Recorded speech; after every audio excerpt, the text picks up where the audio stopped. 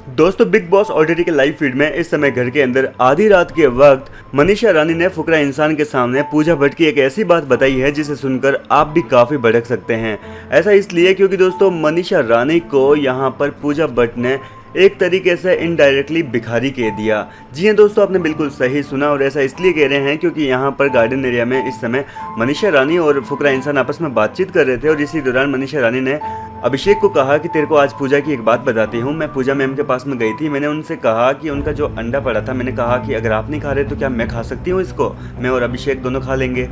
इस पर पूजा मैम ने मेरे को ताना मारते हुए कहा कि जब घर से साइरिस गया था उस दौरान अभिषेक जोर जोर से चिल्ला चिल्ला के कह रहा था, ये मुझे तो अंडे मिल गए, साइरिस सर के अंडे अब हम खाएंगे।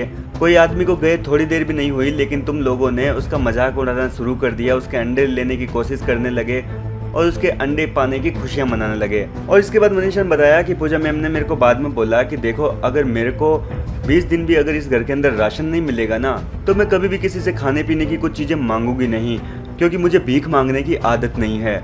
जी हाँ दोस्तों, ये पूजा भट्ट की लाइन है जो कि उसने मनीषा रानी से कही थी।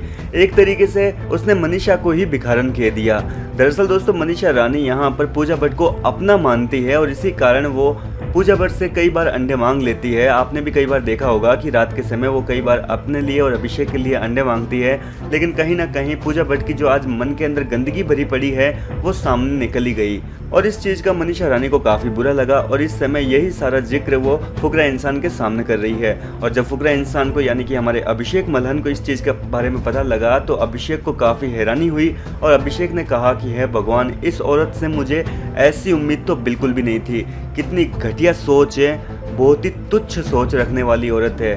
कुल मिलाकर कहा जाए तो पूजा भट्ट एक तरीके से महान बनने की कोशिश करती है, लेकिन कहीं ना कहीं जो उनके अंदर मन में गंदगी भरी पड़ी है वो कहीं ना कहीं किसी मोड़ पर बाहर निकल ही आती है और आज आखिरकार मनीषा रानी के सामने पूजा भट्ट की वो गंदगी बाहर निकल आई। आप क्या कहना चाहेंगे दोस्तों पूजा भट्ट की इस गंदी हरकत पर? अपनी राय हमें कमेंट करके बताएं। लेटेस्ट अपडेट्स के लिए हमारे साथ बने रहिए।